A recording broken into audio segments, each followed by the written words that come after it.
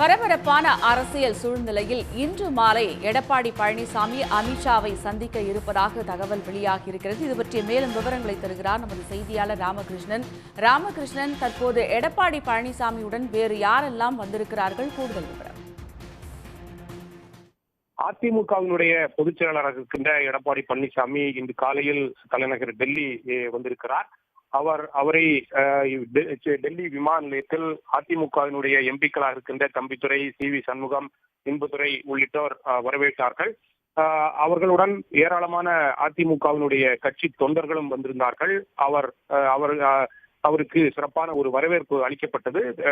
எடப்பாடி பழனிசாமியுடன் வந்து பாத்தீங்கன்னா கே.பி. முனுசாமி வந்திருக்கிறார். அதே போன்று திண்டுக்கல் ஸ்ரீனிவாசன், வேலுமணி ஆகியோரும் எடப்பாடி பழனிசாமியுடன் வந்திருக்கிறார்கள்.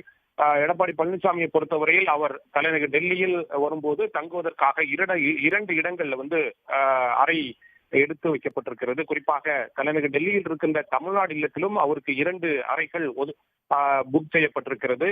ஆனால் அதே சமயத்தில் தலைநகர் டெல்லியில் இருக்கின்ற ஒரு தனியார் விடுதியிலும் ஹோட்டலிலும் அறை புக் செய்யப்பட்டிருக்கிறது. தமிழ்நாடு ஹவுஸை பொறுத்தவரையில் எதிர்க்கட்சி தலைவராக அவர் இருப்பதால் அவருக்கு புரோட்டோகாலின் படி தமிழ்நாடு இல்லத்தில் அறை ஒதுக்குவது என்பது வழக்கமான ஒன்றாக இருக்கிறது. அதன்படி அவருக்கு அந்த அறை என்பது ஒதுக்கப்பட்டிருக்கிறது. ஆனால் தலைநகர் டெல்லியில் இருக்கின்ற தமிழ்நாடு இல்லத்திற்கு அவர் வரவில்லை. எனவே இதை வைத்து பார்க்கும்போது தலைநகர் டெல்லியில் இருக்கின்ற ஒரு தனியார் ஹோட்டலில் 7 நட்சத்திர ஹோட்டலில் வந்து தங்கி இருக்கிறார் என்று தெரிகிறது.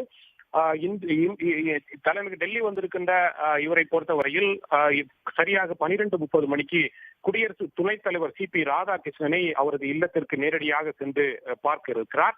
குறிப்பாக மரியாதை நிமித்தமாக பார்க்க இருப்பதாகத்தான் எண்ணப்பட வேண்டும். ஏனென்றால் குடியரசு துணைத் தலைவராக சி.பி. ராதாகிருஷ்ணன் கடந்த வாரம் பதவியேற்றுக் கொண்டார். அதைத் தொடர்ந்து பல்வேறு அரசியல் கட்சிகளுடைய தலைவர்கள், முன்னணி கட்சியினுடைய தலைவர்கள் எல்லாரும் அவரை நேரடியாக சந்தித்து வாழ்த்துக்கள் தெரிவித்து இருக்கின்ற இந்த சூழ்நிலைதான் பாஜக தலைமையிலான தேசிய கூட்டணியில் அங்க வைக்கின்ற ஒரு கட்சியாக அதிமுக இருப்பதாலும், அதிமுகவினுடைய பொதுச் செயலாளராக எடப்பாடி பழனிசாமி இருப்பதாலும் அவரை மரியாதை நிமித்தமாக சி.பி. ராதாகிருஷ்ணனை நேரடியாக சந்தித்து வாழ்த்துக்களை தெரிவிக்க இருக்கிறார்.